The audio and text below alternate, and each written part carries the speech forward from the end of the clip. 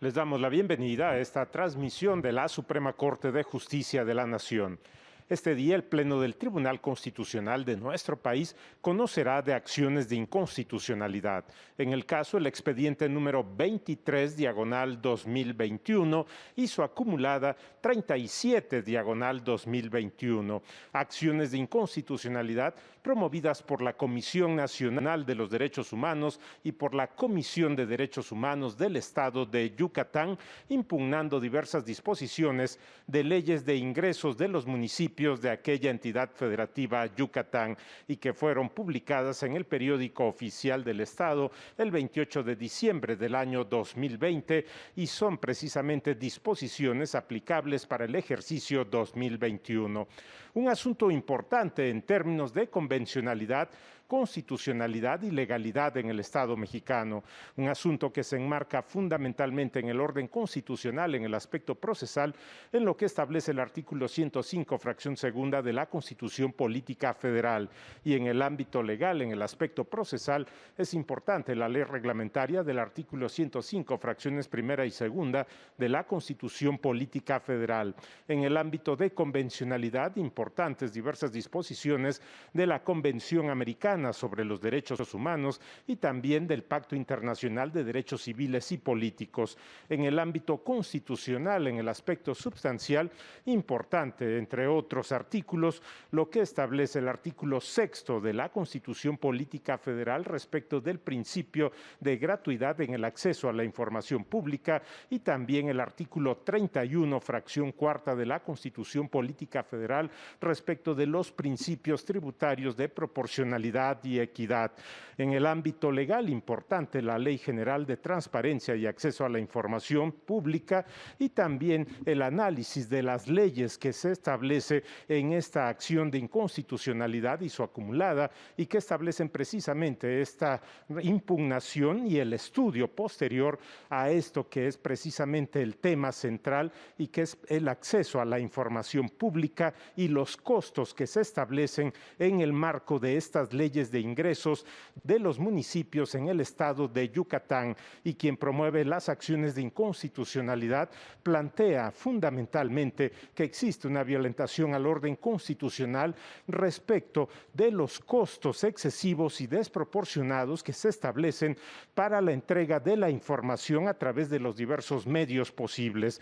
Un asunto importante en el que se conjugan elementos respecto de este principio de gratuidad en el acceso a la información y también la situación de proporcionalidad respecto de los costos establecidos en estas leyes de ingresos de los municipios del estado de Yucatán para la entrega en diversas modalidades de esa información. Un asunto importante de acuerdo a los antecedentes que se han planteado en la resolución de diversas acciones de inconstitucionalidad en la Suprema Corte de Justicia de la Nación y que vinculan fundamentalmente precisamente con el tema de los principios de proporcionalidad y equidad tributaria, fundamentalmente respecto de la proporcionalidad, respecto de los costos que se establecen en los materiales para hacer la entrega de la información. Un planteamiento importante que deriva también de lo que establece el artículo 6 de la Constitución Política Federal en su apartado A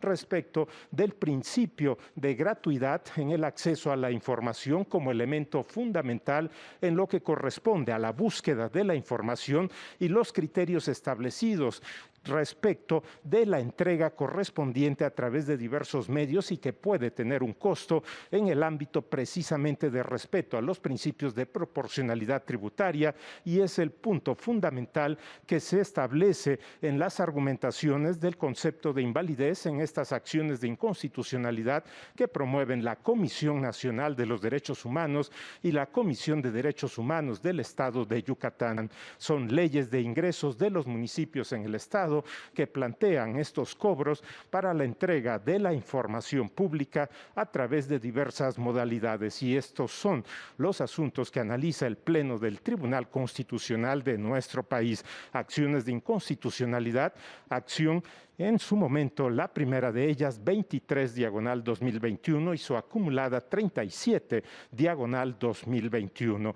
En este momento iremos a una pausa y volvemos con ustedes con más comentarios al respecto. Vamos a la pausa.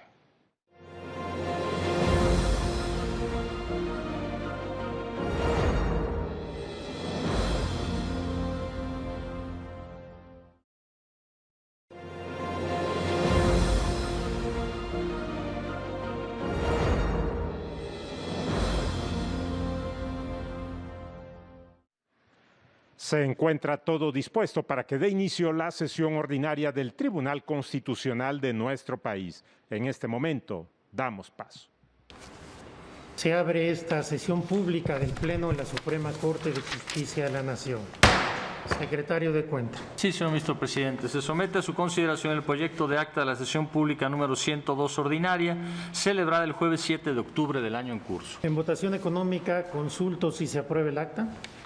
Aprobada por unanimidad de votos. Continúe, secretario. Sí, señor. Se somete a su consideración el proyecto relativo a las acciones de inconstitucionalidad 23/2021 y su acumulada 37/2021, promovidas por la Comisión Nacional de los Derechos Humanos y la Comisión de Derechos Humanos del Estado de Yucatán, demandando la invalidez de diversas disposiciones de leyes de ingresos de municipios del mencionado Estado para el ejercicio fiscal de 2021. Bajo la ponencia del señor ministro Lainez Potisek y conforme a los puntos resolutivos que proponen. Primero, es procedente y fundada la presente acción de inconstitucionalidad. Segundo, se declara la invalidez de diversos preceptos y porciones normativas de las leyes de ingresos de diferentes municipios del Estado de Yucatán para el ejercicio fiscal de 2021, publicadas en el periódico oficial de dicha entidad federativa el 28 de diciembre de 2020 y por extensión la del artículo 39, fracción cuarta en su porción normativa IUSB de la Ley de Ingresos del municipio de Chumayel, Yucatán, para el ejercicio fiscal de 2021, publicada en el referido medio oficial en la fecha citada, en términos de los apartados séptimo y octavo de esta sentencia. Tercero, las declaraciones de invalidez decretadas en este fallo surtirán sus efectos a partir de la notificación de los puntos resolutivos de esta sentencia al Congreso del Estado de Yucatán y conforme a los efectos vinculatorios hacia el futuro de ese órgano legislativo precisados en el apartado octavo de esta ejecutoria. Y cuarto, publíquese esta resolución en el Diario Oficial de la Federación, en el periódico oficial del Estado de Yucatán, así como en el Semanario Judicial de la Federación y su Gaceta. Gracias, secretario. Someto a consideración de este Tribunal Pleno los apartados de antecedentes, competencia, oportunidad, causas de improcedencia y precisión de normas. ¿Hay alguna observación? Ministra. Gracias, Yasmín ministro Esquivel. presidente. Únicamente mi voto con reserva en legitimación. Gracias. Todavía no estoy tomando en consideración legitimación, Gracias. señora ministra. En votación económica, consulto si se aprueban estos apartados. Aprobados por unanimidad de votos. Secretario, sírvase tomar votación sobre legitimación. Sí, señor. Señor ministro Gutiérrez Ortiz Mena. A favor. Señor ministro González Alcántara. Con el proyecto. Señor ministro Esquivel Moza. A favor con reserva de criterio. Señor ministro Franco González Salas. A favor. Señor ministro Aguilar Morales. A favor del proyecto. Señor ministro Pardo Rebolledo. A favor. Señor ministro Piña Hernández. Con el proyecto. Señor ministro Ríos Farjat. Con el proyecto. Señor ministro Lainez Con el Potisek. proyecto. Señor ministro Pérez Dayán. De acuerdo. Señor ministro presidente Saldívar. Con el López. proyecto. Señor ministro presidente, me permito informarle que existe unanimidad de votos a favor de la propuesta del proyecto. La señora ministra Esquivel Moza con reserva de criterio. Aprobado en esos términos, pasamos al estudio de fondo. Le cedo el uso de la palabra al señor ministro ponente. Gracias, ministro presidente. Como ya se ha señalado por el señor secretario, en esta acción de inconstitucionalidad se impugnan diversos preceptos de las leyes de ingresos de distintos municipios del Estado de Yucatán para el ejercicio fiscal del año 2021. Se trata de derechos por distintos servicios, pero todos enmarcados en servicios de acceso a la información pública gubernamental y al ejercicio de este derecho previsto en el artículo 6 de la Constitución. En realidad, el proyecto se desarrolla conforme a los ya muy distintos precedentes que este Tribunal Pleno ha emitido respecto a este tipo de derechos, los cuales han creado ya el parámetro de regularidad constitucional consistente, grosso modo, en que los únicos cobros que pueden efectuarse son para recuperar costos de reproducción y envío. Las cuotas deben de fijarse de acuerdo a una base objetiva razonable y por lo tanto los congresos están obligados a explicar la metodología con una motivación reforzada. Igualmente, el principio de gratuidad que prevalece o debe de prevalecer en este tipo de servicios. Como mínimo, las primeras 20 hojas, señala la ley general, que también es aplicable, tiene que ser gratuita. Recogiendo todos esos precedentes, se propone a este tribunal en pleno declarar la invalidez de las cuotas por los servicios establecidos en los diferentes artículos, precisamente como ha sucedido en los precedentes por no ajustarse a los preceptos constitucionales. Eso sería cuanto, ministro presidente. Gracias, señor ministro. Tome votación, secretario. Sí, señor ministro Gutiérrez Ortiz. A favor. Señor ministro González Alcántara. A favor. Señor ministro Esquivel Moza. Con el proyecto. Señor ministro Franco González Salas. A favor, con reserva del tipo de motivación que se exige al legislador. Señor ministro Aguilar Morales. A favor del proyecto. Señor ministro Pardo Rebolledo. A favor, reiterando mi voto concurrente. Señor ministro Peña Hernández. Con el proyecto apartándome del párrafo 28, en cuanto cita la Ley Federal de Derechos como parte del parámetro constitucional de análisis. Señor ministro Ríos Farjat. Con el proyecto. Señor ministro Lainez Potisek. Con el proyecto, excepto en contra de todos los cobros por copias certificadas, que en mi punto de vista no deberían entrar en este parámetro. Señor ministro Pérez Dayán. En los mismos términos que expresó el señor ministro Lainez Potisek y conforme a precedentes.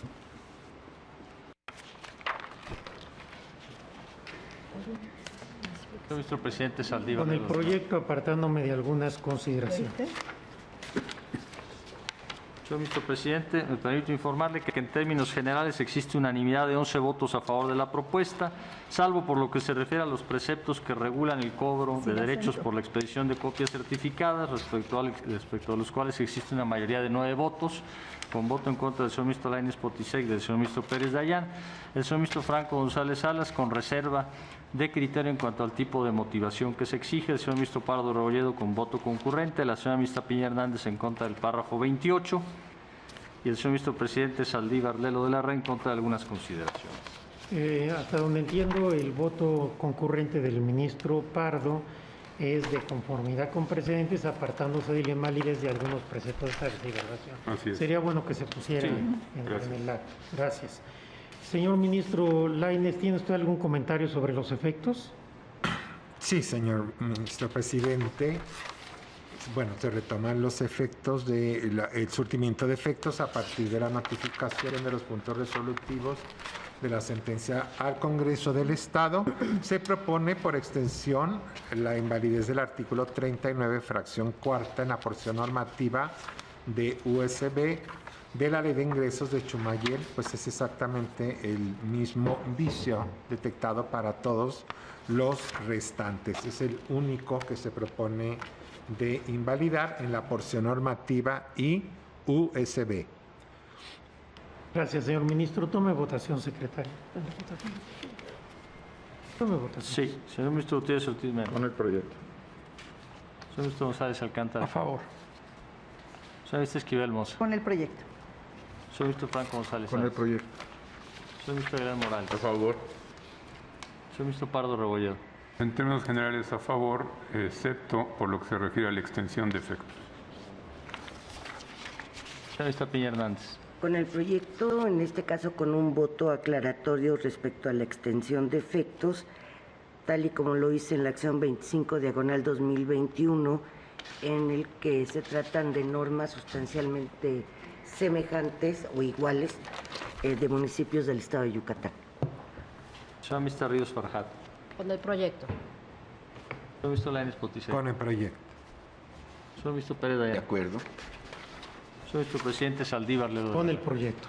Señor Ministro Presidente, me permito informarle que existe unanimidad de 11 votos a favor de la propuesta, salvo por lo que se refiere a la extensión de invalidez, respecto de la cual vota en contra el señor Ministro Pardo Rebolledo. La señora Ministra Piña Hernández anuncia voto aclaratorio en cuanto a la extensión de efectos. Aprobado en esos términos, en votación económica consulto si se aprueban los resolutivos, aprobados por unanimidad de votos, y de esta forma queda definitivamente resuelto este asunto. Continúe, secretario. Sí, señor. Se somete a su consideración el proyecto relativo a la solicitud de sustitución de jurisprudencia 2/2020, solicitada por la Segunda Sala de la Suprema Corte de Justicia de la Nación respecto de la jurisprudencia PJ 1/96, sustentada por el Tribunal Pleno de este alto tribunal, bajo la ponencia de la señora ministra Esquivel Moza y conforme a los puntos resolutivos que proponen. Primero, es procedente y fundada la solicitud de sustitución de jurisprudencia a que este expediente se refiere. Segundo, se modifica la jurisprudencia PJ 1/96, visible en la página 52 del tomo 3, febrero de 1996, novena época, del Semanario Judicial de la Federación y su Gaceta, sustentada por el Pleno de esta Suprema Corte de Justicia de la Nación, para quedar redactada en los términos precisados en el último apartado de esta resolución. Y tercero, remítase de inmediato la presente resolución a la Coordinación de Compilación y Sistematización de Tesis para que proceda a la publicación de la tesis de que se trata en el Semanario Judicial de la Federación y su Gaceta. Gracias, secretario. Señoras, señores ministros, someto a su consideración competencia, legitimación y procedencia. ¿Hay alguna observación? Votación económica, consulta, se aprueba. Aprobado por unanimidad de votos. Pasamos al estudio de fondo. Tiene el uso de la palabra la señora ministra ponente. Gracias, ministro presidente. Con su permiso. Este Tribunal Pleno emitió la jurisprudencia 1/96, en la que determinó que es inconstitucional la inclusión de los organismos descentralizados de carácter federal en el artículo 1 de la Ley Federal de Trabajadores al Servicio del Estado, porque sus relaciones laborales no se rigen por las normas del apartado B del artículo 123 constitucional, sino por el apartado A. Respetando los derechos de los trabajadores de los organismos públicos descentralizados federales, haciendo hincapié de que de ninguna manera se afectará lo obtenido por los trabajadores a través de las negociaciones individuales o colectivas, la propuesta que se somete a consideración de este honorable Pleno plantea sustituir la jurisprudencia referida por lo siguiente. El criterio de que el régimen de todos los organismos descentralizados de carácter federal se rija por el apartado A del artículo 123 constitucional no hace excepción alguna, pues si bien es afín a aquellos que desarrollan actividades económicas de carácter productivo, ello no significa que otros organismos descentralizados federales con funciones diversas no puedan regirse por el apartado B. Además, la gran mayoría de ellos, trabajadores burócratas, rigen sus relaciones bajo este último apartado. La aplicación de la jurisprudencia 1/96 ha ocasionado discrepancia en su interpretación por parte de los tribunales colegiados en múltiples asuntos, de los cuales incluso ha conocido la segunda sala. En aquellos se ha advertido lo siguiente: respecto de la competencia para conocer las controversias laborales, unos han decidido que sea la Junta Federal de Conciliación y Arbitraje, en tanto otros han concluido que sea el Tribunal Federal de Conciliación y Arbitraje. Contradicciones respecto a la legislación procesal aplicable, Ley Federal del Trabajo o Ley Federal de Trabajadores al Servicio del Estado, en cuanto a definición de si es o no trabajador de confianza, su separación y estabilidad en el empleo, si es aplicable o no el artículo 48 de la Ley Federal del Trabajo respecto a los salarios caídos.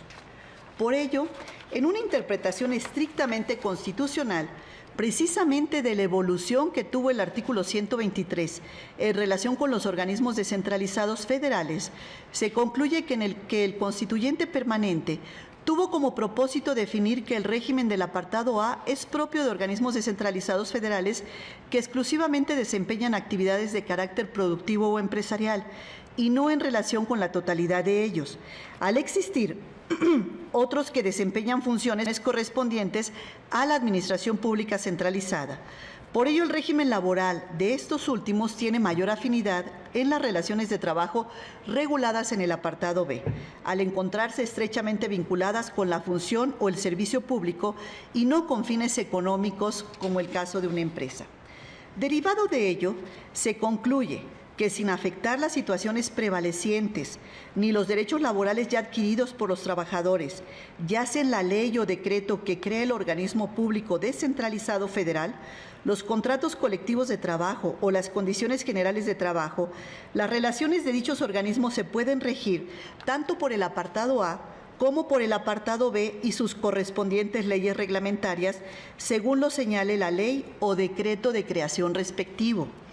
Consecuentemente, si la ley o decreto de creación de un organismo público descentralizado federal contempla como régimen laboral el apartado B del artículo 123 constitucional, los conflictos que se susciten serán sometidos a la jurisdicción del Tribunal Federal de Conciliación y Arbitraje.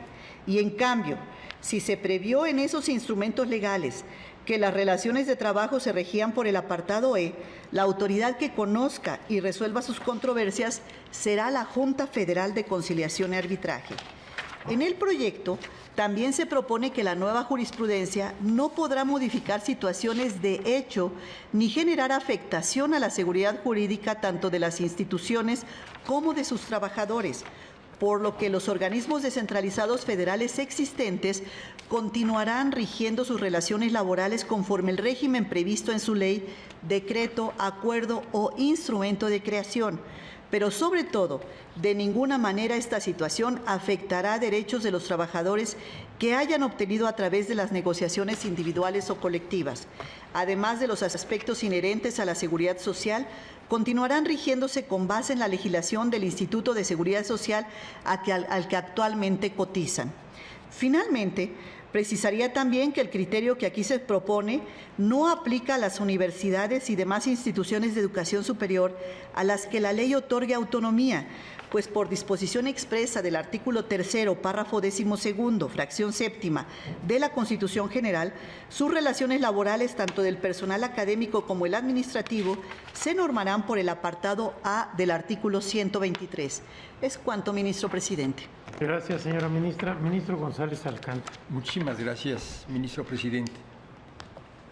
Respetuosamente, no comparto las razones que se sustentan para calificar de fundada la presente solicitud de sustitución de jurisprudencia en cuanto a que, si bien para algunos organismos descentralizados el régimen laboral previsto en el apartado A del artículo 123 de la Constitución Federal es congruente y acorde con su historia, con su evolución y actividades, también es constitucionalmente válido considerar que otros descentralizados con actividades de función pública, de gobierno o de autoridad rijan sus relaciones laborales conforme al apartado B por ser más acorde con su naturaleza y con sus funciones.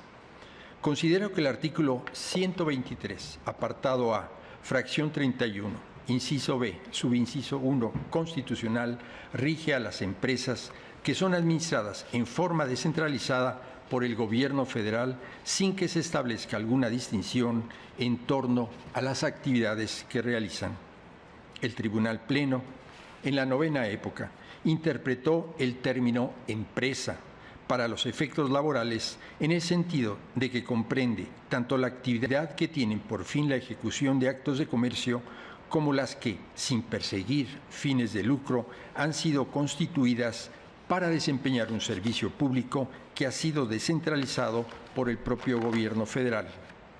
Comparto la anterior interpretación, pues considero que es acorde con la naturaleza de los organismos descentralizados que el propio proyecto refiere en los párrafos 64 y 65, en el sentido de que a estos se les encomienda la realización de actividades estatales delegables, tales como la prestación de un servicio público o un servicio social, o incluso la obtención o aplicación de recursos públicos para fines de asistencia o de seguridad social en términos del artículo 14 de la Ley Federal de Entidades Paraestatales.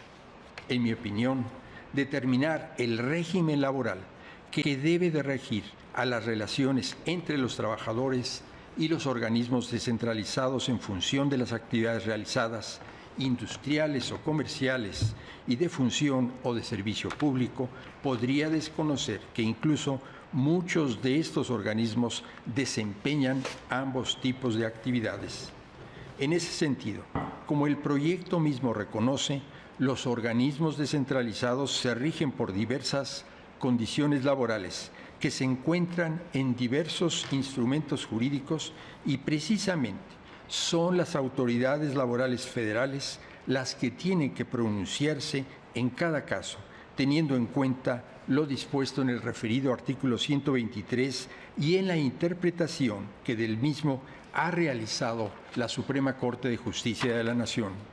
Por estas razones, no comparto la propuesta del proyecto que propone sustituir la jurisprudencia vigente y me reservo el derecho a formular un voto particular. Es cuanto, señor ministro presidente. Gracias, señor ministro. ¿Alguien más quiere hacer uso de la palabra?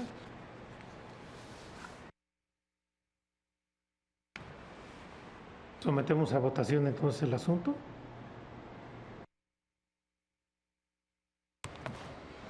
Ministro Lainez. Gracias, ministro presidente.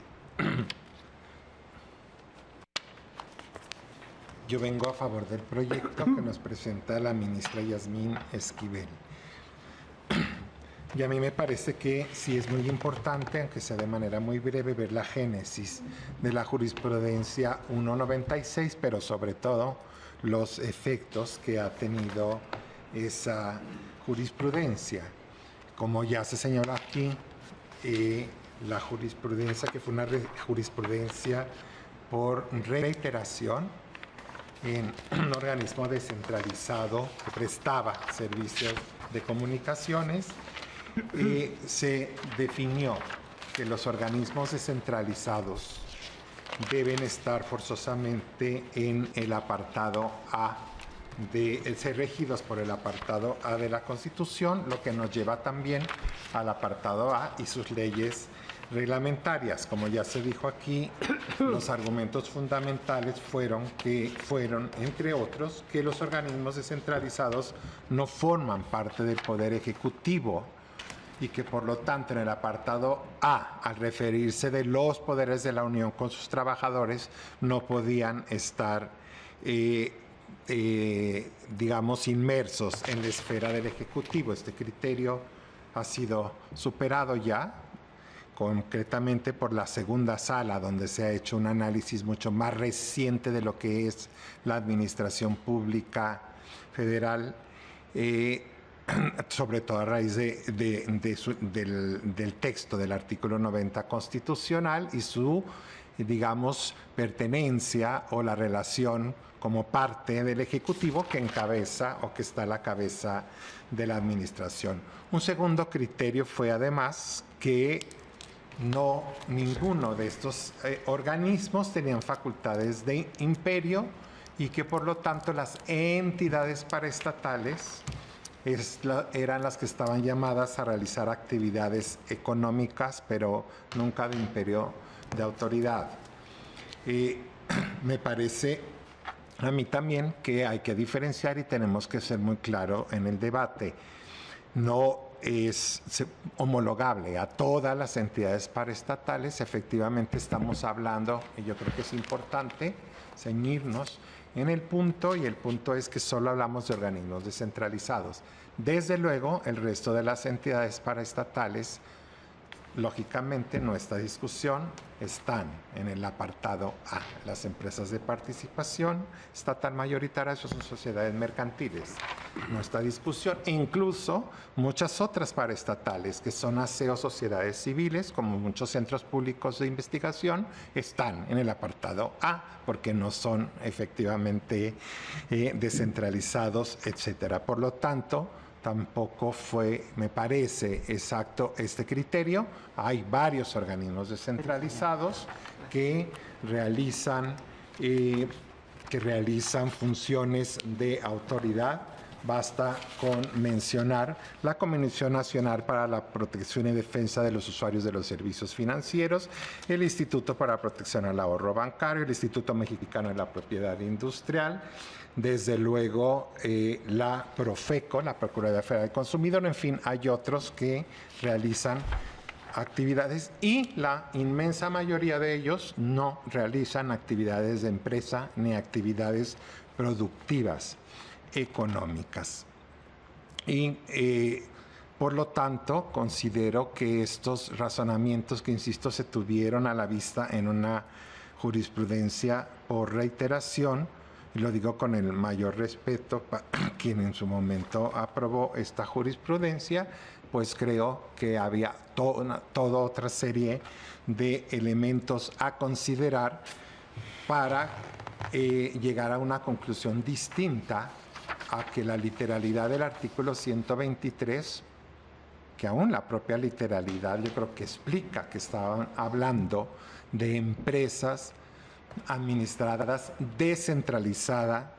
de manera descentralizada por el Estado y que tuvo su génesis efectivamente en descentralizados entonces por antonomasia, como lo fue la Comisión Federal de Electricidad, que además surge de una serie de empresas privadas que venían del apartado A, o Petróleos Mexicanos, que también siempre y nunca han dejado de estar en el apartado A. Estoy consciente que hay muchas otras actividades que sí pueden ser actividades económicamente productivas, como la explotación de bienes del dominio del Estado, en fin, otras actividades. Sin embargo, lo importante, bueno, estos fueron los razonamientos, no es una cuestión o un prurito por el que la segunda sala o la ponente haya propuesto la sustitución. Bueno, así fue y así fue. ¿Qué pasó y por qué, a pesar de los tiempos, de la cantidad de años que ha transcurrido, sucedió con la aplicación de esta jurisprudencia? En realidad, en principio, no pasó absolutamente nada. No hubo un cambio. A pesar de la jurisprudencia de la Suprema Corte de Justicia, no hubo una traslación, un movimiento, un cambio masivo de organismos del apartado A al apartado B. Nunca lo ha habido, tan es así que hoy en día siguen siendo, conforme a la relación que se publica semestralmente en el Diario Oficial de la Federación, 26 organismos en el apartado A y 77 organismos en el apartado B. Si es necesario, y no quiero tampoco ser muy largo en mi exposición, hay 3 nuevos creados en la presente administración. Los 3, su ley de creación, creados por ley, los ubican en el apartado B, constitucional. Pero entonces, ¿qué pasó? ¿Por qué no hubo ese cambio? Pues se explica por 3 razones fundamentales. La primera, y si quieren es la más formalista, es que la jurisprudencia pues no obliga al Poder Ejecutivo y por lo tanto pues, no tenía, por qué trasladar o hacer un cambio de régimen laboral. Pero esta es la más limitativa, o una interpretación muy restrictiva. La segunda es porque las leyes y decretos que crean y regulan los organismos descentralizados, la mayoría, como ya le dije, como ya señalé, señalan o siguen señalando expresamente que el régimen laboral aplicable es el del apartado B. Por lo tanto, el titular de una de estas instituciones no puede motu propio hacer a un lado su ley que lo crea y lo regula para intentar un cambio al apartado B. Y la tercera, que a mí me parece la fundamental y más importante, es que cuando hablamos de apartado A, apartado B, hablamos también del régimen laboral, pero sobre todo la aplicación de leyes reglamentarias. En el apartado A, la Ley Federal del Trabajo, la Ley del Seguro Social y la Ley del Infonavit. En el apartado B, la ley denominada burocrática, la ley del ISSSTE y del FOBISSSTE. Lógicamente, ninguna jurisprudencia, como también lo vamos a ver ahorita en los efectos, puede afectar derechos adquiridos. La principal razón entonces por lo que no hubo una modificación real al régimen laboral fue que no se podían afectar derechos adquiridos de los trabajadores. Por ejemplo, todos los trabajadores de todos estos organismos cuya ley y decreto dice que están en el apartado B han hecho sus cotizaciones y están inscritos en el régimen de seguridad social que está previsto en la ley del ISSSTE. Por lo tanto, no es factible, sin afectar derechos adquiridos, que su patrón titular los inscribiera de manera inmediata al día siguiente de la entrada en vigor de esta jurisprudencia en el régimen de seguridad social del apartado A. Desde luego que para el Seguro Social no hay ningún problema. Sí, puede recibirlo, sin embargo, tendría que ser a partir de ese momento que inicia la relación con el órgano asegurador. Insisto, esto afectaría, desde luego, todo el régimen de cotización y el régimen de seguridad social, entre otras cuestiones. Quizás el seguro médico sea mucho más sencillo, aún ahí también hay tiempos de preexistencia que en un cambio ya no se respetarían. Entonces, estas son, desde mi punto de vista, las razones fundamentales por las cuales, a pesar de la antigüedad de esta jurisprudencia, insisto, este sigue siendo el número de organismos descentralizados que existen, que es mucho mayor que el de los organismos descentralizados. Empresas que entran en ese concepto, empresas administradas, que están en el apartado A del artículo 123. Ahora, ¿cuál es la problemática? La ministra ponente le empezó a señalar. Lo que sí sucedió con el transcurso del tiempo es que viene toda esta serie de discrepancias, no las voy a repetir, lo dijo la ministra ponente, que van desde regímenes competenciales, contradicciones en cuanto a si es la Junta, en caso de un litigio, si es la Junta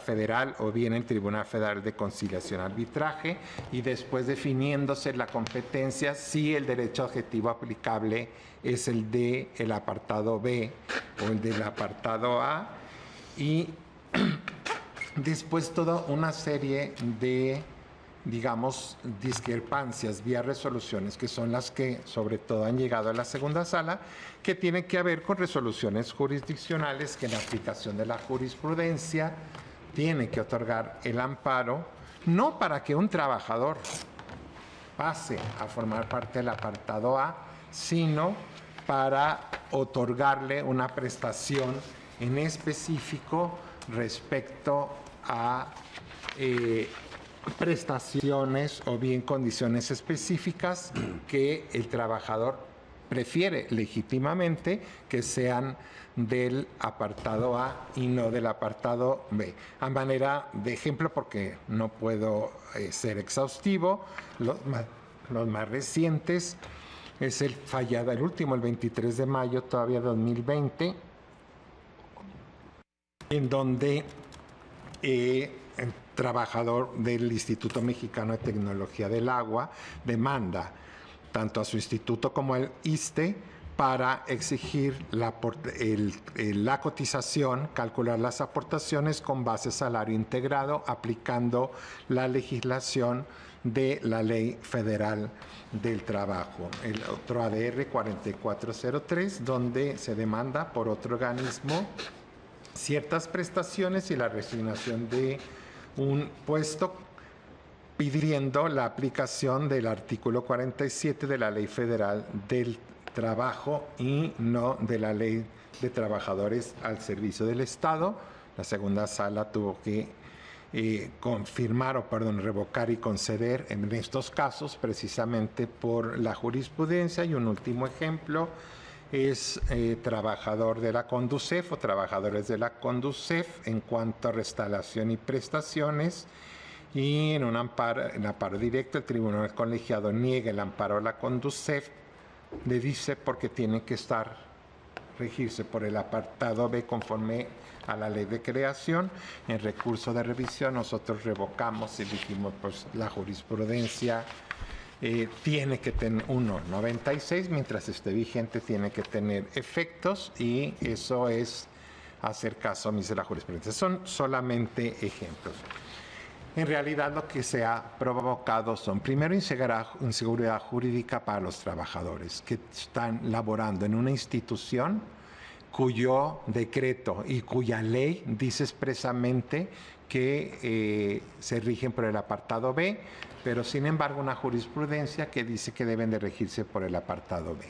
Cuando hay resoluciones jurisdiccionales favorables, se crean regímenes distintos a trabajadores que hacen exactamente la misma función, pero que algunos logran tener ciertas prestaciones distintas a lo de los demás. Y tercero, y esto es importante, no porque se trate de proteger a los órganos aseguradores, pero sí es importante que se crean contingencias financieras para el ISSSTE en particular o para las propias dependencias con estas resoluciones, porque tienen que recalcular. Pensemos, por ejemplo, o en salarios caídos, o pensemos, por ejemplo, en resoluciones que tienen que ver con salarios caídos, o con el tipo de cotización o de prestaciones que no es acorde, por ejemplo, con el régimen de reparto solidario que tiene el ISSSTE, y señalando que la mayoría de los trabajadores, a pesar de la existencia de cuentas individuales, optaron por quedarse en el régimen anterior. Todas estas situaciones son las que llevaron a la segunda sala a pensar que sería pertinente sustituir la jurisprudencia, y aquí quiero ser muy claro, no para que organismos descentralizados que estén en el apartado A, cualquiera que sea el objeto, pasen ahora al apartado B. Si el efecto de la jurisprudencia 196 no fuese de ser cambios masivos, pues mucho menos debiera de ser en su caso, nueva jurisprudencia. Es muy importante lo que señaló el ministro Juan Luis González Alcántara. Este criterio de decir, bueno, pero ¿qué pasa con o por qué un organismo que no forzosamente tenga actividades económicas no puede ser en el apartado A? Precisamente cuando ustedes recordarán, cuando la ministra ponente retiró en un momento el proyecto para analizar y ver distintas opiniones, analizar amicus curiae que nos hicieron llegar diferentes instituciones, del proyecto se suprime ese criterio de que forzosamente después, para los nuevos o en adelante, no tuviera que haber un criterio absoluto y tajante, como sí lo creó la 196. Lo único que busca la nueva jurisprudencia, como le dijo la ministra ponente, es que pueda haber organismos descentralizados en el A o en el B. Eso es lo único que pretende esta sustitución. Que no todos tengan que estar en el A, tampoco tienen que estar en el B, que no hay, y esto me parece que eso es fundamental. Ya el proyecto no prejuzga, o en todo caso, eso es lo que se trató de evitar, en que se tenga que tener un criterio absoluto de cuáles tienen que ir. El legislador, en las leyes de creación, decidirá cuál, como hoy sucede, cuál es el régimen jurídico aplicable. Insisto, solo estamos de descentralizados. Cuando es una empresa de participación, el legislador no puede optar. Esa es una sociedad mercantil y tiene que ir a la universidades, también ya lo dijo la ministra, es apartado A. Entonces, este cambio no impediría que pueda haber nuevas instituciones en el A o en el B. O sea, ya no prejuzga. Lo único que se propone este tribunal, el Pleno, es una nueva jurisprudencia que diga pueden estar en uno u otro conforme a su objeto. Por eso quise dar estos ejemplos, estos tres organismos nuevos. Curiosamente, el primero es el Centro Federal de Conciliación y Registro Laboral, derivado de la reforma laboral, cuyo artículo 8 señala que las relaciones se regirán por el apartado B. El Instituto de Salud para el Bienestar, entiendo que esto sustituyó al Seguro Popular, y también señala en su artículo 77 bis que estarán en el apartado B, así como la Comisión Nacional para la Mejora Continua de la Educación. Efectos, con esto concluyo.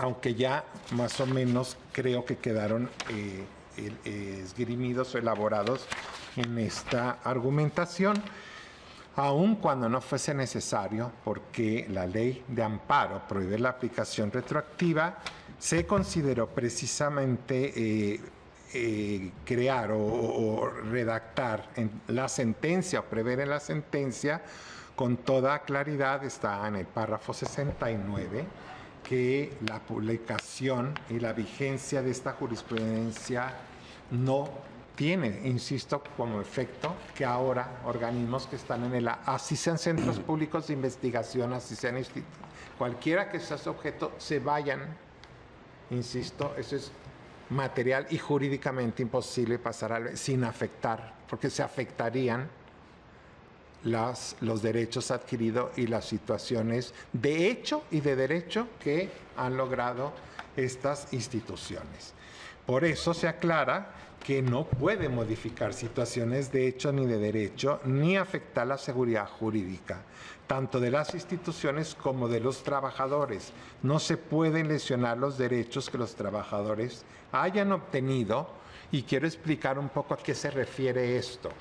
Hayan obtenido a través de negociaciones individuales o colectivas con la parte patronal, porque es cierto que en la aplicación de esta jurisprudencia algunos organismos han logrado, por ejemplo, tener y celebrar contrato colectivo a pesar de estar en el apartado B, en donde en realidad lo que procede es las condiciones generales de trabajo. Bueno, eso se logró como un acuerdo y fue validado por las autoridades jurisdiccionales.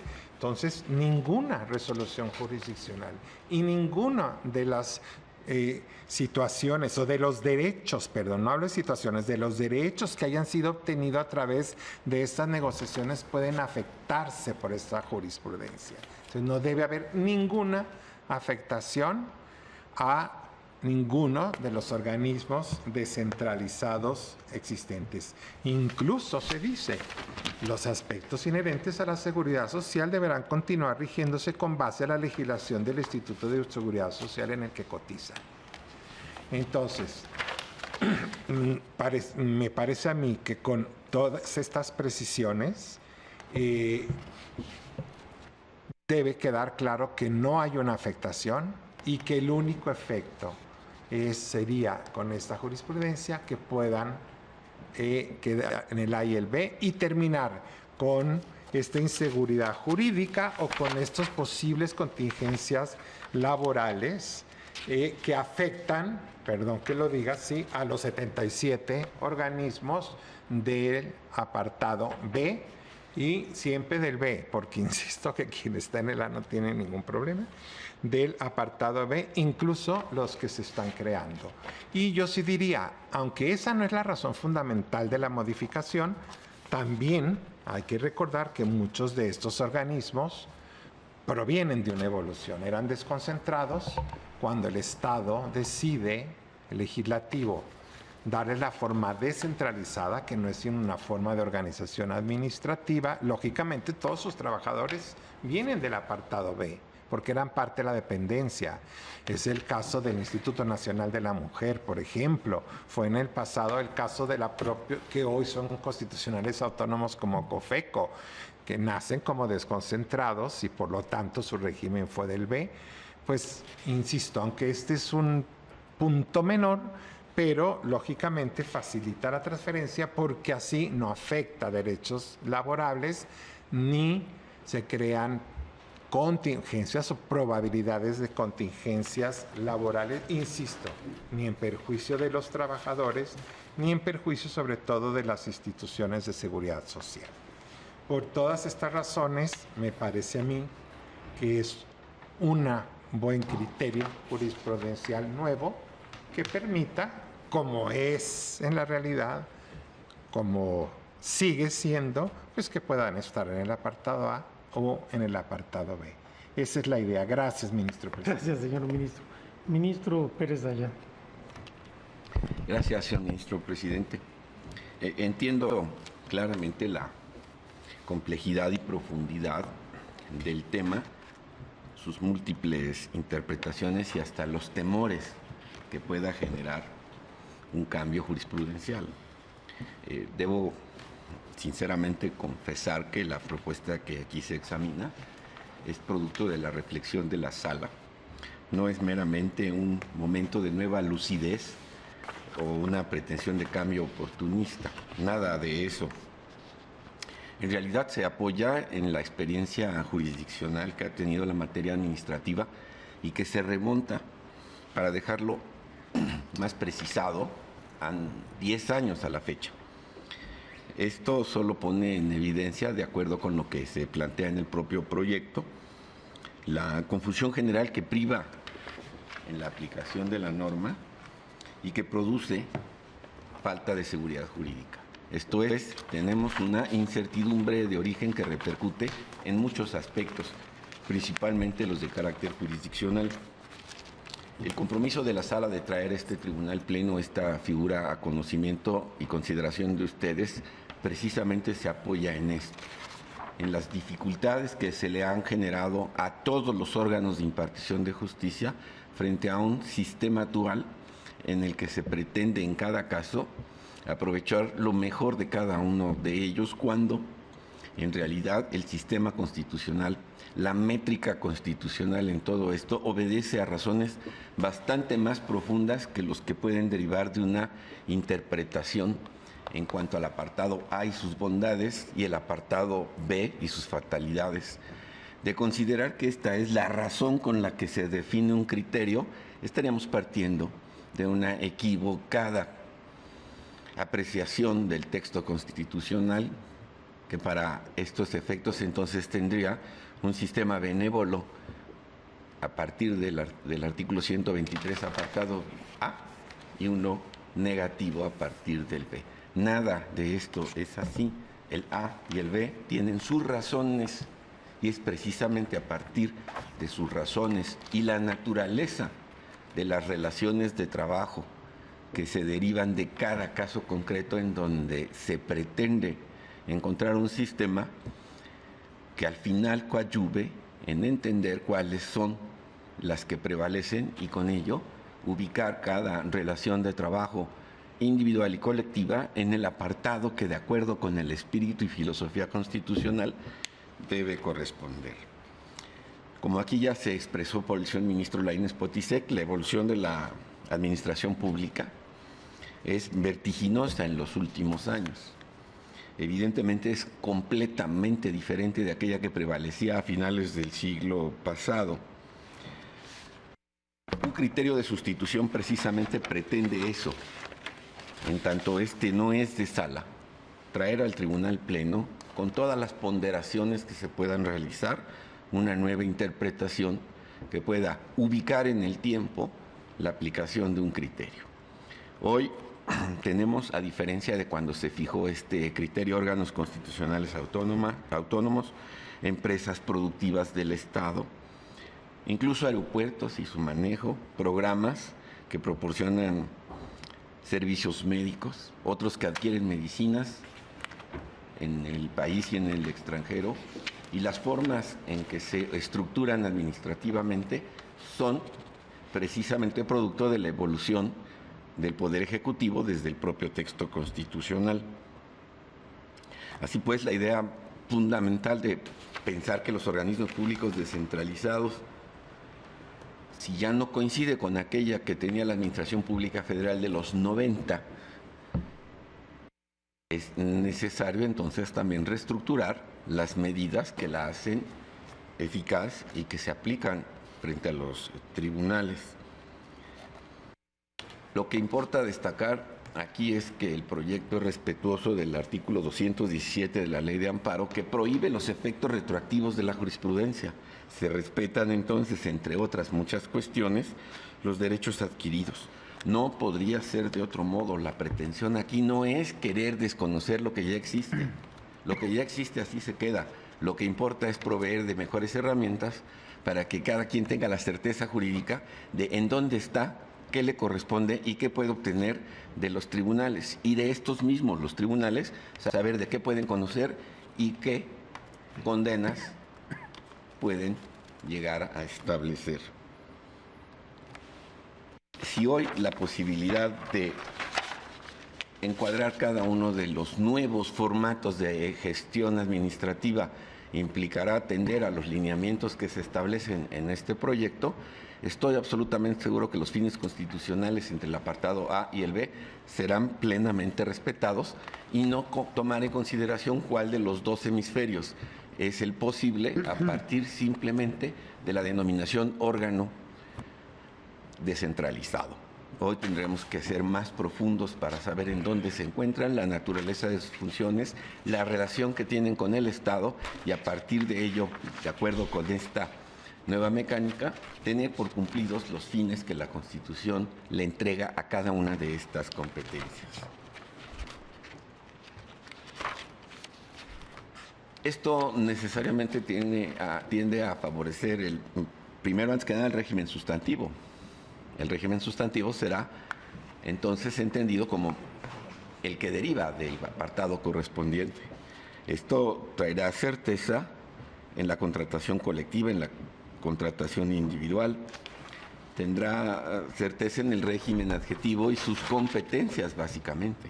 Hoy tenemos nuevos modos de definición jurisdiccional en materia laboral que atienden precisamente aspectos más avanzados en la evolución del Estado y no simplemente en los formatos estructurales que prevalecieron en la creación de la Administración Pública Federal.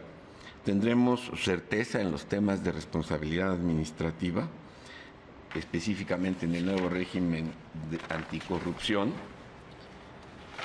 y muchos otros más que derivan precisamente de la naturaleza de cada órgano creado. De manera que el efecto pendular que provoca la aplicación indiscriminada de la jurisprudencia que se pretende sustituir recurre a la fórmula hoy ya superada de que todo tiene que verse desde un mismo punto de vista y todo lo que resta desde el otro. Permite una versatilidad en la aplicación del derecho para considerar que a partir de las características de cada entidad administrativa podríamos ubicar a futuro si el régimen que le corresponde es uno u otro, sin considerar, como bien lo apunta el proyecto, que uno y otro tengan diferencias que los hagan inequitativos. Tan las hay benévolas en un lugar como las hay en el otro. Lo único que se debe entender es cuándo prosperan unas de un lugar y cuándo, en función de la naturaleza de la estructura administrativa de que se trata, corresponden a la restante. Esto lo único que tiende a privilegiar es el servicio público y el beneficio de la sociedad. Con estas cuestiones adicionales a las que ya el señor ministro Lainez Potisek expresó, es que la sala, luego de profundas reflexiones, discusiones internas y precisión de todos los aspectos que se ven involucrados, consideró conveniente traer al Tribunal Pleno la posibilidad de una modificación, dejando los perímetros de resguardo necesarios para que ningún derecho se vea afectado. Corresponderá entonces a este Tribunal Pleno compartir o no la visión plenamente responsable de una sala que, insisto, no está proponiendo un tema a partir de nueva lucidez, simplemente en la adaptación de un criterio de 1996 hasta 2021, en donde indiscutiblemente, y creo que en esto no habría quien pudiera cuestionar, los formatos de organización burocrática son enteramente diferentes.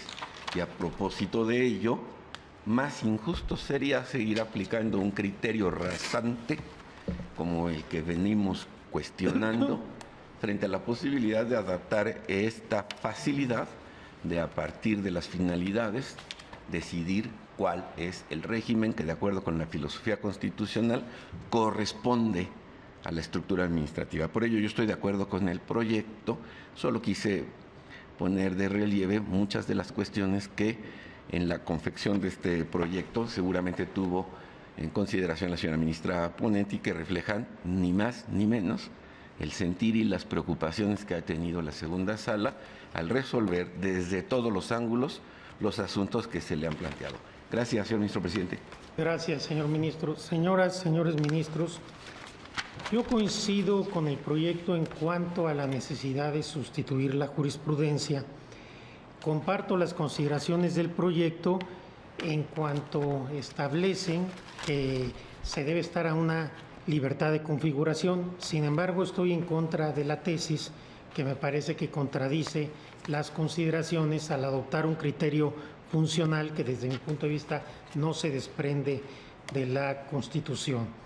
Coincido con el proyecto que se trata de una jurisprudencia equivocada que ha generado todos los problemas que el proyecto describe y que además se han desarrollado por los ministros que me antecedieron en el uso de la palabra. De tal suerte que yo comparto, como ya decía, el desarrollo del proyecto en tanto se decanta por un criterio de libertad de configuración, así lo expresa en el párrafo 67. Dice el proyecto que no existe una regla única y que si bien para ciertos organismos descentralizados la aplicación del régimen laboral previsto en el apartado A es congruente y acorde a su historia, su evolución de actividades, también es constitucionalmente válido que otros descentralizados rijan su relación laboral conforme al apartado B, conforme lo señalan sus decretos o leyes de creación. Yo comparto completamente esa afirmación. Sin embargo, el proyecto propone una tesis del rubro organismos descentralizados de carácter federal. Su régimen laboral debe determinarse atendiendo a la naturaleza de las actividades que desarrollan. De tal suerte que depende de un criterio funcional que desde mi punto de vista es contradictorio con la libertad de configuración y no encuentra asidero en la Constitución. Desde mi punto de vista, la libertad de configuración es el criterio que debe prevalecer de conformidad con una interpretación adecuada del artículo 123, apartado A, fracción 31, inciso B, punto 1 de la Constitución General, ya que no advierto ninguna regla o principio sobre el régimen laboral de los organismos descentralizados, sin un criterio de competencia en favor de los tribunales federales, que es otra cosa. Sostengo mi punto de vista con los siguientes argumentos. Primero, el artículo 123, en la parte que ya invoqué, se fue incorporado en 1942, antes de la existencia del apartado B, y su objetivo fue fijar la competencia de las juntas federales en los asuntos de resolución de conflictos laborales. Las modificaciones que este precepto ha sufrido a lo largo del tiempo no han cambiado esta vocación. Su vocación es esa, fijar la competencia de los tribunales federales. Al respecto, el párrafo primero de la fracción 31 del apartado A es sumamente claro. Dice lo siguiente: la aplicación de las leyes del trabajo corresponde a las autoridades de las entidades federativas de sus respectivas jurisdicciones, pero es de competencia de las autoridades federales, y ahí continúa. Se trata de una norma que tiene por objeto excluir del conocimiento de órganos jurisdiccionales locales las ramas industriales y de servicios, empresas y materias ahí descritas, entre ellas las empresas administradas en forma descentralizada por el gobierno federal. Otro argumento es que ninguna otra norma constitucional, ninguna otra interpretación sistemática permite concluir que existe un régimen laboral al que deban apegarse los organismos descentralizados atendiendo a sus funciones. Los únicos casos donde encontramos una regla del régimen laboral son precisamente las universidades e instituciones de educación superior a las que se reconoce autonomía, fracción séptima del artículo 3º constitucional, que establece que las universidades, algunas son organismos descentralizados, no todas, y demás instituciones de educación superior a las que se les reconozca autonomía, se rigen por el apartado A. En cambio, los organismos descentralizados que formen parte del sistema bancario se rigen por el apartado B. Asimismo, la determinación del régimen laboral de un organismo descentralizado es una decisión esencialmente de política pública que corresponde al legislador o al Ejecutivo, si es que es a partir de un decreto del Ejecutivo. No tiene trascendencia, hay que decirlo, para el régimen de responsabilidad de servidores públicos. Consecuente, me parece que ex ante no hay un derecho fundamental de los trabajadores para estar en el apartado A o el apartado B. Esta es una decisión que se tiene que tomar en términos de política pública. Adicionalmente, al interpretar la fracción sexta del artículo 116 constitucional relativo a las relaciones laborales entre los descentralizados estatales o municipales, tanto la segunda sala como el Pleno estableció que existe libertad de configuración para que puedan adoptar el apartado A o el B. La verdad, yo no encuentro un criterio para que en materia federal se modifique esta misma relación que ha establecido el Pleno y la segunda sala.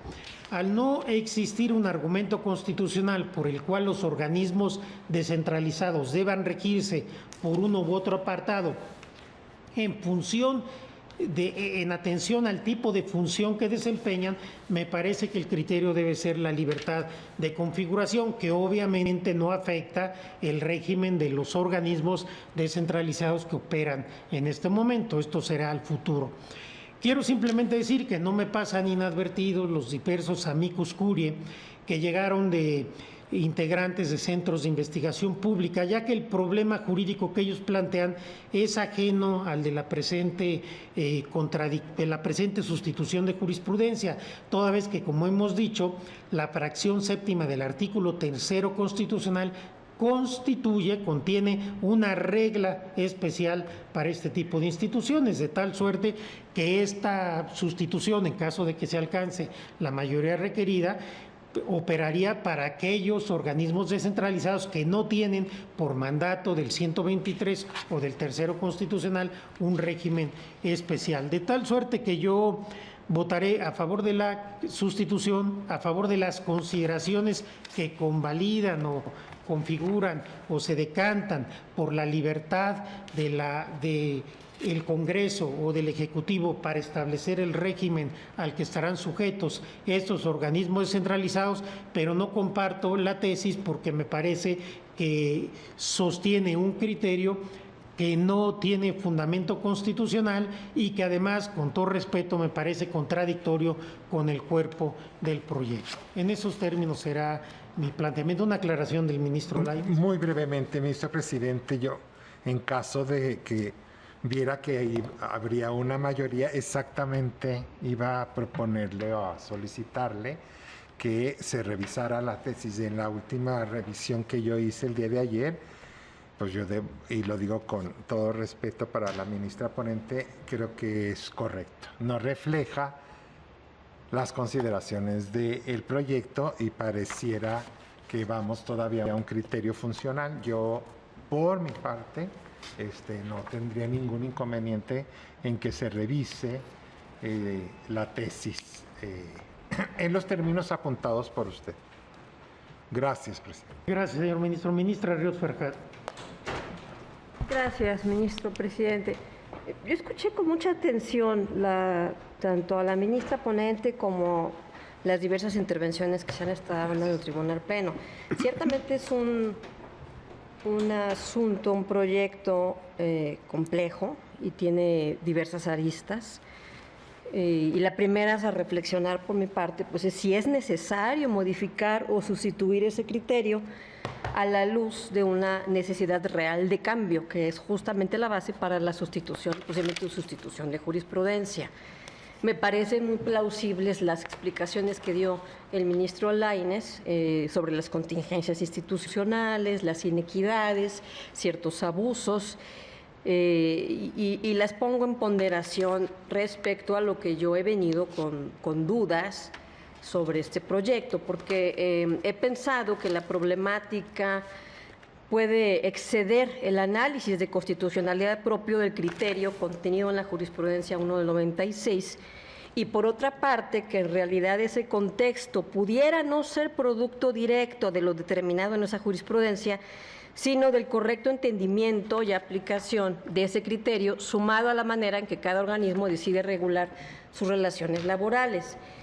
Sin embargo, y nuevamente ponderando que aún que de ahí derivara ese correcto entendimiento y aplicación, pudiera me parece, como dijo usted, yo tengo una postura similar en cuanto a la jurisprudencia que se propone. Me parece que la propuesta choca justamente con los alcances y estas consideraciones del entendimiento y aplicación de esta jurisprudencia.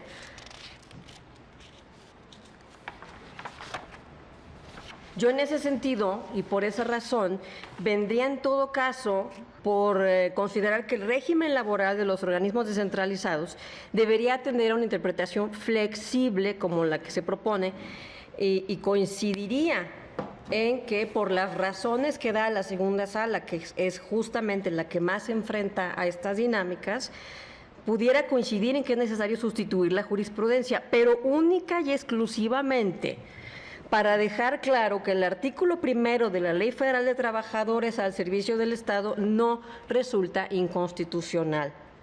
La sustitución propone determinar, y aquí abriría comillas, que es lo que dice el proyecto, organismos descentralizados de carácter federal. Su régimen laboral debe determinarse atendiendo a la naturaleza de las actividades que desarrollan. Mientras que, en todo caso, la propuesta con la que yo podría transitar en esta comprensión que estoy señalando tendría un matiz pues, sencillo, pero para mí es importante, que pudiera delimitarse para sustituirse por un criterio similar al siguiente: organismos descentralizados de carácter federal, su inclusión en el artículo 1 de la Ley Federal de los Trabajadores al Servicio del Estado no es contraria al artículo 123 de la Constitución. Me parece que con esta situación de conservarse el proyecto en sus términos, pues sí quisiera entonces exponer una preocupación, dado que se propone un criterio sin mayores limitaciones. Considero que es posible que se llegara a interpretar como una permisión u obligación para que los organismos descentralizados apliquen en sus relaciones de trabajo futuras únicamente el régimen del apartado B. Y esto pudiera dar lugar a la inexistencia de dos clases de trabajadores con las mismas condiciones en materia de obligaciones laborales, pero con distintas condiciones de seguridad social. Desde mi perspectiva, quizás sería idóneo, y lo digo así, precisar que la jurisprudencia no afecta la manera en que las instituciones rigen actualmente sus relaciones laborales y hasta en tanto no sean modificadas, pero siempre y cuando fuera con una acotación en los alcances de la tesis que se propone. Y esa sería una reflexión a la luz de este tema, como dijo el ministro Pérez Dayán, pues tan complejo y tan profundo. Gracias, ministro presidente. Gracias, señora ministra. Ministro Pérez Dayán. Gracias, señor ministro presidente. Dado que al hablar me agregué de manera total al proyecto, desde luego yo no veo dificultad alguna de que la tesis tenga modificaciones importantes, dado la hoy comprobada incongruencia que guarda entre sus líneas generales y las del propio proyecto.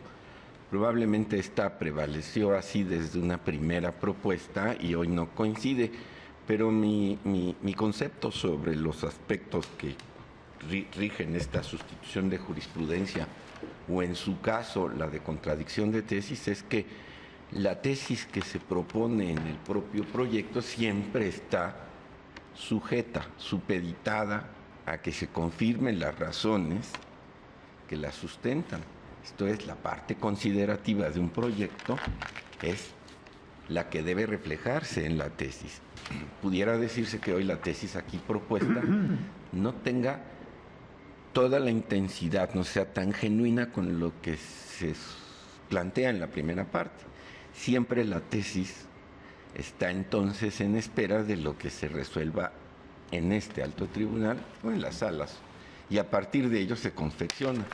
Es tanto como una mera aproximación a partir de lo que el criterio se sostiene en la parte considerativa, y solo es su reflejo, de suerte que siempre está, su carácter relativo es precisamente por la dependencia de las consideraciones, y si estas son modificadas por el Tribunal Pleno, naturalmente la tesis es diferente. Solo para evidenciar aquellos aspectos a los que me referí, hoy nuestro nuevo sistema de Justicia Laboral tiene en la conciliación una función principal y de éxito. Es a partir de esta apuesta que se entiende que la legislación y la jurisdicción laboral serán diferentes. Solo por así citarlo, la propia Constitución entrega a ese sistema de conciliación la característica de ser un órgano público descentralizado. Entonces, esto muestra que hoy, en función de otras circunstancias y de la aquí llamada libertad de configuración, tendrá que revisarse cuál es el régimen específico que debe tener esta nueva figura que no existía hasta hace 2 años. A partir de esto, entonces, hoy, el proyecto precisamente, fuera de su tesis, atiende a esa facilidad para que a partir de principios las reglas queden perfectamente clarificadas de acuerdo con la filosofía constitucional. Yo con ello entonces convengo que es muy importante que a partir de esta definición la tesis se corrija hasta alcanzar el exacto reflejo de lo discutido y aprobado. Gracias, señor ministro. Gracias, señor ministro. Ministro Aguilar. Gracias, señor presidente. Yo estoy de acuerdo con la propuesta que se hace en su texto, digamos, en el cuerpo fundamental de la propuesta que se hace. Entiendo que, y yo traía inclusive algunas observaciones también no tan amplias como las que se han señalado en relación con el texto mismo de la tesis.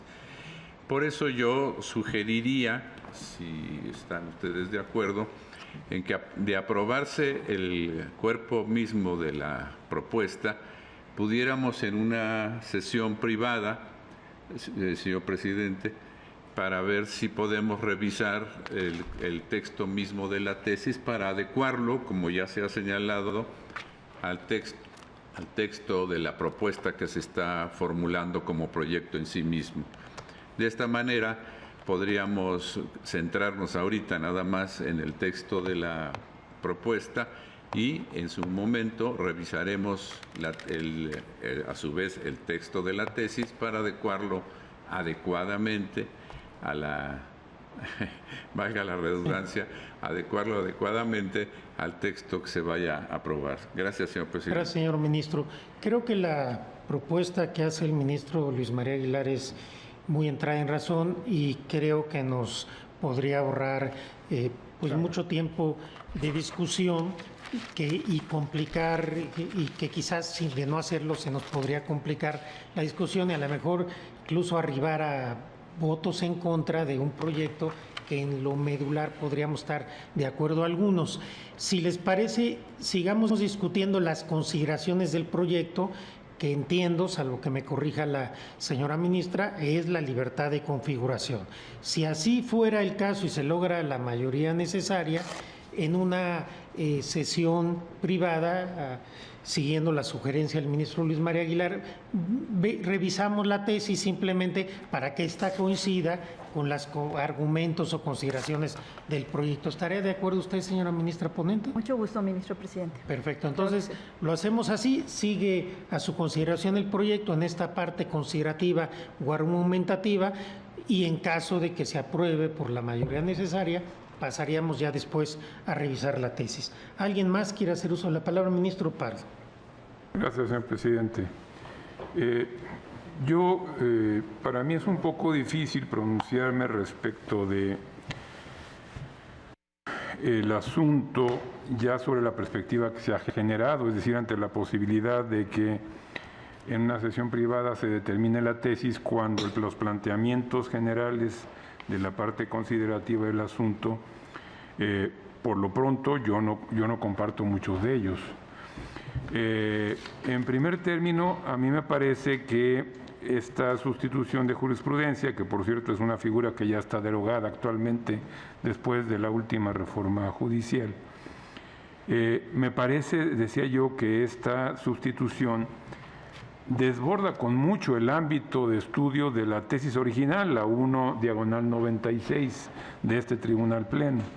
Como ustedes saben, en aquella ocasión el punto fundamental a determinar era la inconstitucionalidad o no del artículo 1 de la Ley Federal de los Trabajadores al Servicio del Estado, desde luego tomando en consideración a los organismos descentralizados que contemplaba este artículo.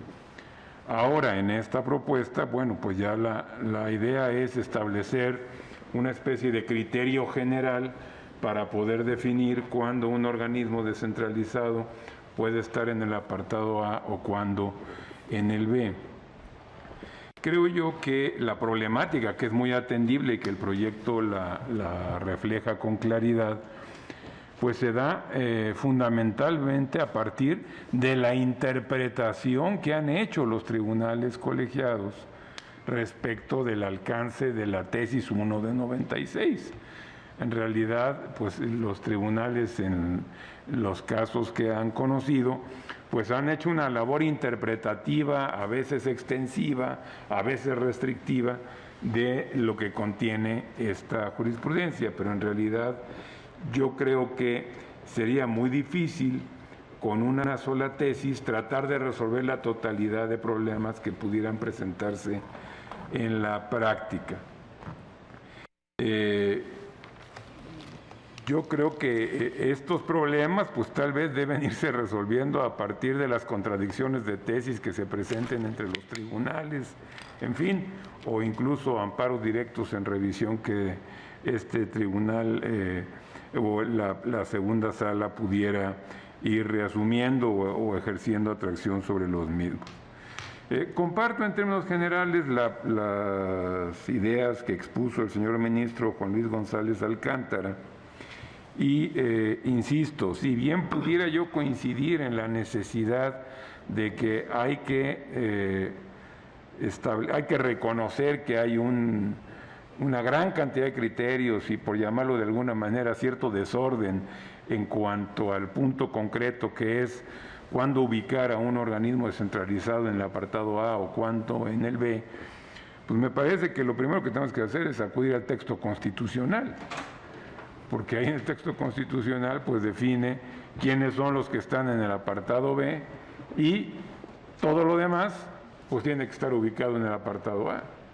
Entonces, yo por estas razones preferiría o me sentiría más cómodo en este momento votar en contra del proyecto sin dejar de reconocer que hay una problemática y desde luego, insisto, partiendo de la base que desde mi perspectiva la tesis que ahora se propone excede con mucho la litis que fue la que estableció la 1/96. Gracias, señor presidente. Gracias a usted, señor ministro. ¿Alguien más quiere hacer uso de la palabra? Ministra Piña. Básicamente yo comparto la opinión del ministro Juan Luis y lo que acaba de expresar el ministro Pardo. La tesis en sí que queremos modificar es acerca de la inconstitucionalidad de un artículo que en el proyecto que nos presentan no lo retoma en absoluto, sino lo que es, a mi juicio y respetuosamente, lo que se trata de lograr es de zanjar las diversas problemáticas que se han establecido de la interpretación y aplicación de esta tesis en los diversos tribunales colegiados. Partiendo de esa problemática, yo lo que advierto es que al final no logramos solucionar el problema que se quiere atender o que se quiere acabar con él, porque el proyecto acaba diciendo que los efectos es que instituir que las relaciones deben ser atendiendo estrictamente a la forma como se hubiera desarrollado el vínculo de trabajo. Y durante todo el desarrollo del proyecto nos hacen ver que existen múltiples formas como se van desarrollando esas relaciones aún en un mismo organismo descentralizado. Entonces, yo comparto la idea del ministro Pardo que no es una solicitud No comparto que se haga esta sustitución de jurisprudencia en función de la aplicación y problemática que corresponde a los colegiados y que en último caso ellos mismos son los que tendrán que verlo conforme a las relaciones de trabajo que se van presentando. Que esa es la solución que se da en el proyecto y así lo resuelven los colegiados, exactamente así. Entonces, yo también votaría en contra. Gracias. Gracias, señora ministra. Ministro Pérez Dayán.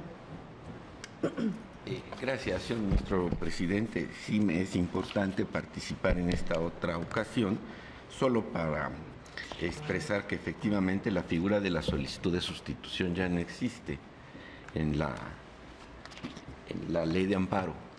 Más, sin embargo, es conveniente también expresar que esta solicitud se hizo en tiempos en que existía la fórmula, así fue admitida, así fue listada en alguna ocasión, retirada para su corrección y me parece también, en términos de los propios artículos transitorios, que esta debe concluir con una decisión. Claro, aquí se hace una solicitud de sustitución, también puede recurrirse a un abandono de criterio. Creo que esto también es una posibilidad. Lo único que sí me era importante señalar es que no se está trayendo a conocimiento la solicitud de sustitución en tiempos en que esta figura ya no existe, sino nació, se tramitó y se proyectó en tiempos en que lo era, de suerte que en atención a los transitorios debe recibir una resolución como se hizo o como se votó en los puntos previos por unanimidad. Gracias, señor ministro presidente. Pero usted, ministro Pardo. Gracias. Simplemente para decir que yo no planteé ninguna postura relacionada con esta circunstancia. Tan es así que voté a favor los capítulos de competencia y de procedencia en este caso. Tal vez sería conveniente citar de manera expresa el artículo transitorio que establece que todo lo que está en trámite deberá resolverse conforme a las normas anteriores. Gracias, señor presidente. Gracias, señor ministro. Sí, por supuesto, simplemente señaló esa peculiaridad, pero quizás sería bueno citar el quinto transitorio correspondiente. Me pidió la palabra para aclaraciones el ministro Lainez, después le daré la palabra a la ministra Esquivel y después al ministro Gutiérrez. Ministro Lainez, por favor. Gracias, ministro. Presidente, escucho aquí, y lo digo con el mayor de los respetos, argumentos en el sentido de que, bueno, quizás no se justifica porque quizás es un problema de interpretación que se ha dado por los tribunales colegiados fundamentalmente, o incluso deberíamos esperar a que se resuelva por contradicción. Señores, la jurisprudencia lleva 25 años. Y no se ha resuelto ni en contradicciones, y claro que hay un problema de interpretación.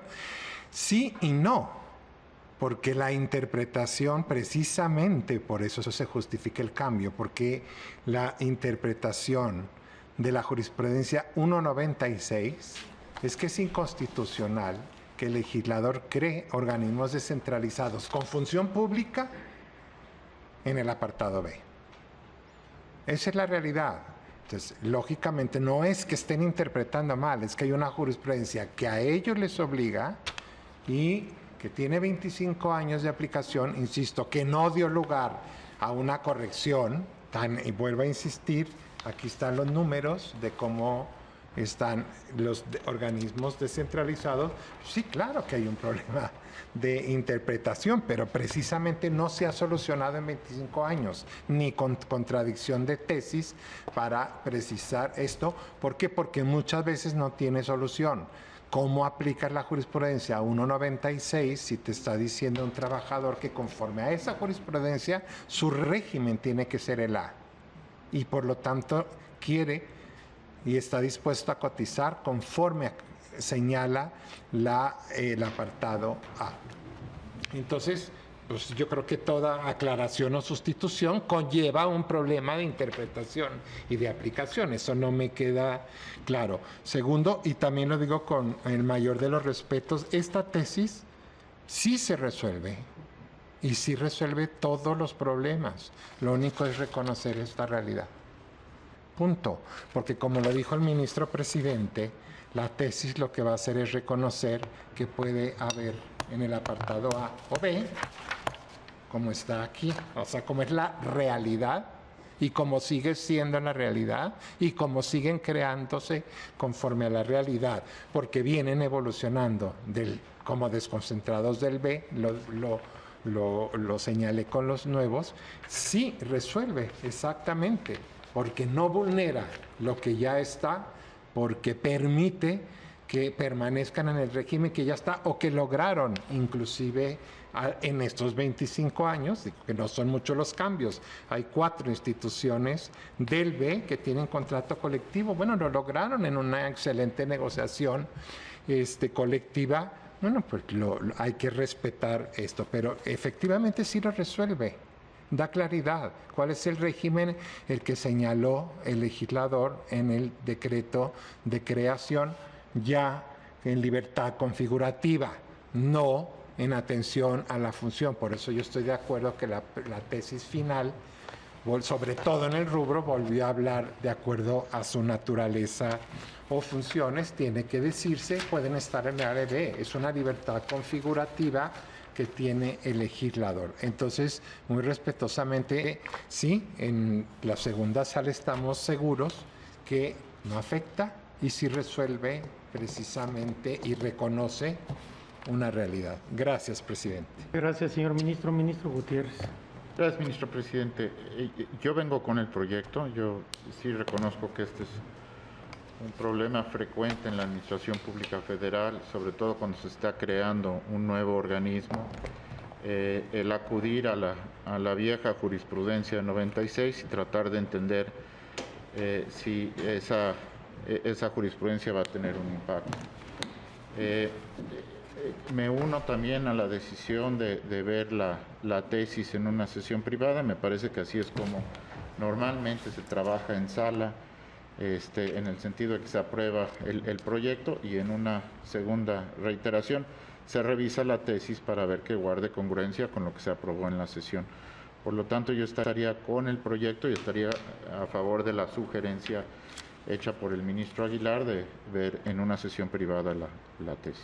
Gracias. Gracias, señor ministro. Ministra Yasmín Esquivel. Gracias, ministro presidente. Bueno, yo he escuchado con atención los distintos puntos de vista formulados por las señoras y señores ministros, todos ellos sin duda importantes con relación a este criterio, y además de agradecer estas importantes aportaciones que enriquecerían el proyecto, por supuesto acepto lo que hace un momento comenté de verlo en una sesión privada. Y en estas propuestas también estableceríamos la libertad de configuración legislativa del régimen laboral, como se ha comentado. También la propuesta que hace atinadamente la ministra Margarita Ríos Farjat. Considero que estos organismos descentralizados de carácter federal, su régimen laboral debe determinarse atendiendo fundamentalmente, después de escuchar las reflexiones, a lo que establece la ley o el decreto de creación del mismo, y que podamos en esta sesión privada ir enriqueciendo estos puntos de vista y que sea la tesis consecuencia de las argumentaciones y consideraciones del proyecto. Y en ese sentido lo presentaríamos a la brevedad posible. También agradezco al ministro Jorge Mario Pardo Rebolledo, agregaríamos, si le parece bien, el artículo 5º transitorio, que dispone que los procedimientos iniciados con anterioridad a la entrada en vigor del presente decreto continuarán tramitándose hasta su resolución final de conformidad con las disposiciones vigentes al momento de su inicio. También me hace una observación el ministro Fernando Franco, en el cual me menciona que en el párrafo 39 actualicemos la relación de los organismos descentralizados y entidades que se publicó el 14 de agosto de este año 2020 para tener actualizado y poder tener un proyecto que sea claro, constructivo y congruente con la decisión final que tome este honorable pleno en la sesión privada que ha propuesto el ministro Luis María Aguilar. Esos serían mis comentarios finales, ministro presidente. Gracias, señora ministra. Ministra Ríos Farjat. Gracias, ministro presidente. Yo compartía muchas y lo manifesté de las preocupaciones que expresó el ministro Pardo. Por eso mi propuesta o mi visión era la de que la tesis se limitara a señalar que no es inconstitucional incluir a los trabajadores de los organismos descentralizados en el artículo 1 de la Ley Federal de los Trabajadores al Servicio del Estado. También había reflexionado como él, qué bueno que lo expresó, sobre a lo mejor esperar que hubiera contradicciones de tesis, amparos, que se resolviera ya ante casos específicos. Pero ante esta jurisprudencia 1 del 96, y qué bueno que lo señaló el ministro Lainez, pues no sé qué tanto se pueda, porque precisamente ha sido inamovible. También consideré, bueno, quizá es más bien labor del constituyente, pero mientras el constituyente se hace cargo de esto, pues ¿qué sucedería, no? Ahora, a diferencia de como se llegó a comentar aquí, yo coincido en la metodología de trabajar sobre esta tesis en una sesión privada. Sin embargo, para mí sí es importante, y creo que en algunos momentos quizá un poco para muchos de nosotros, pues ver más o menos hacia dónde va la tesis, porque no es aprobar las consideraciones nada más, porque yo, por ejemplo, no coincido con muchas, y yo pudiera, como señalé en mi intervención, transitar por una tesis o por unos alcances más acotados. ¿Y por qué insisto en la tesis? Porque pues la tesis es el precedente que sería obligatorio, aunque viéramos los detalles ahí. Y había yo señalado justamente organismos descentralizados de carácter federal, su inclusión en el artículo 1 de la Ley Federal de los Trabajadores al Servicio del Estado no es contraria al artículo 123 de la Constitución. Me parece que al invitarla sí se ciñe justamente a la litis que sobre la que se desarrolló la jurisprudencia 1 del 96. Y bueno, ya llegó un poco tardía mi intervención, ya intervino la ministra ponente y en ese sentido pues le quiero agradecer la deferencia de recoger esta inquietud, porque para mí sí es importante que en el sentido de mi voto para el proyecto, sí es importante saber si la tesis puede ser acotada. En ese sentido, me parece que así no se generarían desarreglos de orden jurídico, como quizás sucediera con la que se está proponiendo, y menos sobre relaciones preexistentes, temores ni incertidumbres. Me gustaría a lo mejor nada más estar cierta que será acotada. A ver, señora ministra, la tesis no será acotada, porque lo que estamos, al menos entiendo los que hemos estado a favor, es que hay una libertad de configuración. Pero me parece que esto no es contradictorio de que en las consideraciones se agregue que el artículo 1 al que usted alude no es inconstitucional, porque creo que ven la misma lógica. No es inconstitucional precisamente porque hay libertad de configuración. Lo decía el ministro Pardo, salvo que la Constitución establezca régimen específico, yo también de alguna manera lo dije, lo tenemos claro para instituciones de educación superior, por ejemplo, para servidores públicos o para organismos centralizados del sistema bancario. Todo lo demás hay libertad de configuración y se podría agregar este argumento que usted dice, porque precisamente lo que se tiene que hacer en la tesis es recoger estos dos argumentos fundamentales, el que hemos dicho la mayoría, que es libertad configurativa, y el que usted quiere que se agregue del artículo 1, que creo que no es contradictorio. Yo creo que sobre esa base, obviamente no quiere decir que todas las consideraciones del proyecto se van a suscribir, simplemente estas consideraciones torales. Una, la libertad configurativa, y derivado de ello, una mención expresa al artículo que usted prevé, y de tal forma creo que su sugerencia enriquece el proyecto y se puede adaptar para que se logre la mayoría calificada de votos que requiere esta sustitución. No sé si esto sería suficiente para usted. Sí, señor ministro presidente, gracias. Muchas gracias. Creo que todos estaríamos en esa tónica. ¿Alguien más quiere hacer uso de la palabra? Tome votación sobre el proyecto ajustado. Solamente estamos en la parte considerativa. La tesis, en su caso, se vería en una sesión privada. Por favor, secretario. Sí. Señor Gutiérrez Ortiz Mena. Con el proyecto. Señor González Alcántara. En contra. Señor Esquivel Moza. Con el proyecto. Señor Franco González. Con el proyecto ajustado, y me reservo el derecho a formular voto concurrente cuando quede el engroso. Señor Ministro Morales. Con el proyecto ajustado y también igual que el ministro Franco. reservo derecho de voto. Señor ministro Pardo Rebolledo. ¿En contra? Señor ministro Piña Hernández. En contra. Señor ministro Ríos Farjat. En los términos del ministro Franco. Señor ministro Lainez Potosí. Con el proyecto. Señor ministro Pérez De Dayán. acuerdo con el proyecto. Señor ministro presidente Saldívar Lelo de la Rea. Con el proyecto ajustado. Señor ministro presidente, me permito informarle que existe una mayoría de 8 votos a favor de la propuesta ajustada del proyecto. El señor ministro Franco González Salas reserva su derecho a formular voto concurrente. El señor ministro Aguilar Morales reserva su derecho a formular voto concurrente. La señora ministra Ríos Farjat también reserva su derecho a formular voto concurrente. Con voto en contra del señor ministro González Alcántara Carranca, el señor ministro Pardo Rebolledo y la señora ministra Piña Hernández. Aprobado en esos términos, hay decisión. Entiendo que no sería necesario el régimen transitorio que propone el proyecto, porque todos se han decantado que esto sería hacia adelante.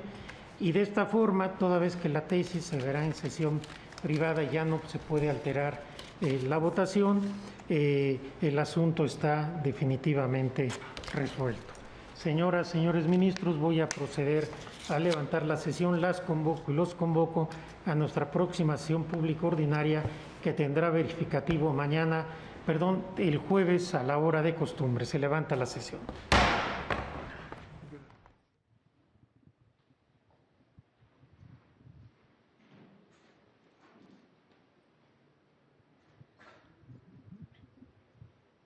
Concluyó la sesión ordinaria del Tribunal Constitucional de nuestro país, donde el Pleno analiza y resuelve 2 asuntos. En primer término, la acción de inconstitucionalidad número 23/2020 y su acumulada 37/2020, promovidas por la Comisión Nacional de los Derechos Humanos y por la Comisión de Derechos Humanos del Estado de Yucatán, que impugnaron diversas disposiciones de leyes de ingresos de los municipios de aquella entidad federativa. El Pleno del Tribunal Constitucional de nuestro país determinó la invalidez de esas disposiciones que se relacionaban precisamente con el cobro de lo que son servicios de acceso a la información pública y la entrega de la misma a través de diversos medios, un asunto en el cual se plantea una violentación del principio constitucional de proporcionalidad tributaria establecido en el artículo 31, fracción 4 de la Constitución Política Federal, y con consideraciones también importantes de lo que establece el artículo 6 constitucional respecto del principio de gratuidad en el acceso a la información pública, de tal forma que se determina la invalidez de esas disposiciones impugnadas de las leyes de ingresos de los municipios en el estado de Yucatán.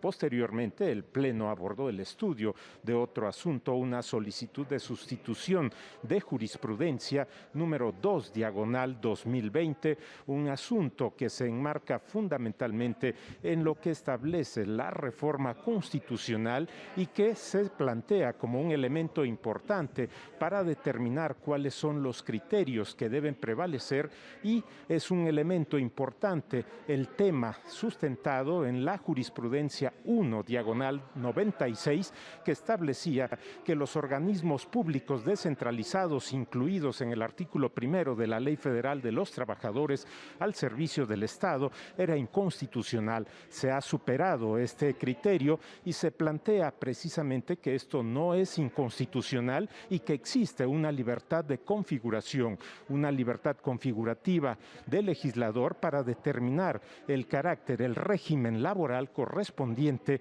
de estos organismos públicos descentralizados en el orden federal, y que es el tema fundamental a estudio en esta sesión ordinaria del Tribunal Constitucional de nuestro país.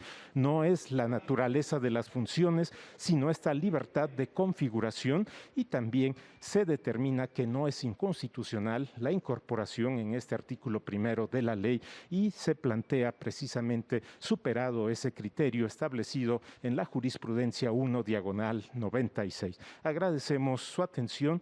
Hasta pronto.